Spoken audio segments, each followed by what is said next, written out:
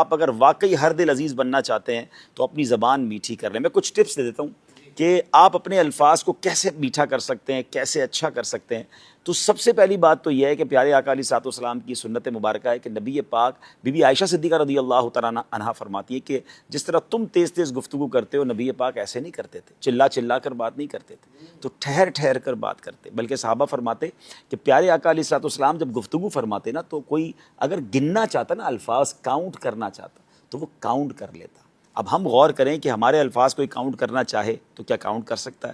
جو لوگ چیخ چیخ کر بات کرتے ہیں, چلا چلا کر بات کرتے ہیں, وہ غور کریں. آپ کی بات لوگوں کو پسند نہیں آ رہی ہے, بہت اسپیڈ پہ بول رہے ہیں تو بھی آپ کی بات لوگوں کو سمجھ نہیں آ رہی ہے, ٹھہر کر بات کریں. کچھ مبلغین یا بیان کرنے والوں کو بھی لگتا ہے کہ میں چیخو پکار کر کے بیان کروں گا, تو ٹھیک ہے, کچھ علاقوں میں, کچھ گاؤں گوٹھوں میں شاید یہ پسند کیا جاتا ہو کہ آپ ٹیبل توڑ بیان کر لیں. لیکن اگر انٹرنیشنلی آپ بیان کرنا چاہتے ہیں, آپ چاہتے ہیں کہ پوری دنیا میں آپ کو سنا جائے, پڑھا لکھا طبقہ بھی آپ کو سنے, تو آپ کو ٹھہر کر سنجیدہ انداز میں, محبت بھرے انداز میں, ڈانٹ ڈپٹ کر کے نہیں, پیار محبت سے سمجھانا ہوگا. اس کا بہت آسان طریقہ ہے چیک کرنے کا کہ آج پوری دنیا میں جن اسپیکرز کو زیادہ سنا جا رہا ہے, آپ غور کر لیں کہ ان کے چیخنے کا انداز ہے یا وہ ٹھہر ٹھہر کر اور ایک ایک بات کو واضح کر کے بول رہے ہوتے ہیں. پھر تلفظ ٹھیک کریں اپنی گفتگو کے. بعض اوقات آپ بول تو رہے ہوتے ہیں مگر سامنے والے کو سمجھ ہی نہیں آ رہا ہوتا کہ اردو بول رہا ہے, پنجابی بول رہا ہے, سندھی بول رہا ہے. ایک ہی زبان میں 4-5 زبانیں چل رہی ہوتی ہیں. اگر اردو بول رہے ہیں تو پراپر اردو بولیں, پنجابی بول رہے ہیں تو پھر پراپر پنجابی بولیں, جو بھی زبان بول رہے ہیں, انگلش بول رہے ہیں, تاکہ آپ کی تلفظ درست ہوں گے تو سامنے والا تلفظ کی غلطیاں ڈھونڈنے کی بجائے آپ کی بات پر توجہ کرے گا. تو اپنی گفتگو کو بہتر ضرور کیا جا سکتا ہے. ایک پرابلم یہ کہ جب کسی کو کہیں نا کہ یار آپ کا انداز ٹھیک نہیں ہے یا آپ چیخ کر بات کرتے ہیں, یعنی کچھ لوگوں کی ایسی عادت ہے. مجھے یاد ہے ایک بار ہم کسی سفر پہ تھے تو ہمارے برابر والے کمرے سے ایسا لگا لڑائی ہو گئی. ہم حالانکہ قافلے میں تھے, تو میں گیا, میں نے کہا اللہ خیر کرے, خیریت تو ہے؟ تو کہہ رہے ہم تو صرف باتیں کر رہے تھے. یعنی وہ باتیں ایسے کر رہے تھے جیسے لڑائی ہو گئی ہے. تو یہ کچھ لوگوں کا ایک پرابلم ہے. یہ پرابلم ناظرین ذرا سمجھیے گا کہ کچھ لوگ اپنے آپ کو اپنے مزاج کے حوالے کر دیتے ہیں کہ یار میں تو ہوں ہی ایسا, میرا اسٹائل ہی ایسا ہے, میری گفتگو ہی ایسی ہے, برا لگتا ہے تو برا لگے, میں ٹھیک نہیں کر سکتا, میں غصے والا ہوں. اپنی جن جن برائیوں کے حوالے آپ اپنے آپ کو کرتے جا رہے ہیں نا, یہ نہ کیجیے. کیونکہ یاد رکھیے یہ عادت ہے جو کہ بدل سکتی ہے. رنگ اور قد نہیں بدلا جا سکتا. کوئی افریقن کہے میں گورا ہو جاؤں, گورا کہے میں افریقن جیسا کالا ہو جاؤں, یہ نہیں ہو سکتا. قد آپ کا قدرتی ہے مگر مزاج بدلا جا سکتا ہے. کوشش کریں گے تو کہتے ہیں نا العلم بالتعلم الحلم بالتحلم. آپ سیکھیں گے تو علم مل جائے گا, حلم اپنائیں گے تو حلم آ جائے گا. نرمی اپنانا شروع کریں, اس کے لیے تھوڑی سی پریکٹس کریں. اپنی بات کو ریکارڈ کر لیں, آپ اپنے بیان کو ریکارڈ کر لیں, آپ اپنی گفتگو کو خود موبائل میں ریکارڈ کر کے بعد میں سنیں.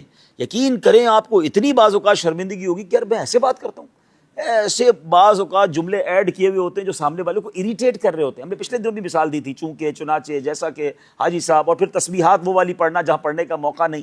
تو اپنی گفتگو کو خود اسکین کرنے کی عادت ڈالیں. آپ یقین کریں آپ دنیا کے ہر میدان میں ترقی کر سکتے ہیں جب آپ کو اچھا بولنا آ جائے. آپ بہت اچھے دکھتے ہیں, آپ کے پاس علم کا خزانہ ہے. آپ غور سے سنیے گا, آپ نے 2000 کتابیں یاد کی ہوئی ہیں مگر آپ کو اچھا بولنا نہیں آتا تو کتابوں کو ڈیلیور کیسے کریں گے؟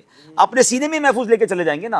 کچھ لوگوں کے پاس علم تھوڑا ہوتا ہے اشفاق بھائی, مگر وہ بولتے اتنا اچھا ہے کہ بڑے بڑے علم والوں سے زیادہ وہ لوگ ان کی بات سن رہے ہوتے ہیں. تو اٹ مینس آپ کا ڈیلیوری اگر اچھی ہے, آپ کو بولنا اچھا آتا ہے, آپ دنیا میں بہت آگے بڑھ سکتے ہیں. میٹھے بول اپنانے کی کوشش کریں. دیکھیں کون اچھی باتیں کرتا ہے, اس کو سنیں, انداز کو سنیں. آخری بات کر لیتا ہوں, ایک اور خوبصورت میں آپ کو ٹپ دے دیتا ہوں کہ آپ امیر اہل سنت کے مدنی مذاکروں کو ایز اے کلاس دیکھنا شروع کریں, ایز اے ٹیچنگ. ایک ورک شاپ لے لیں اس کو.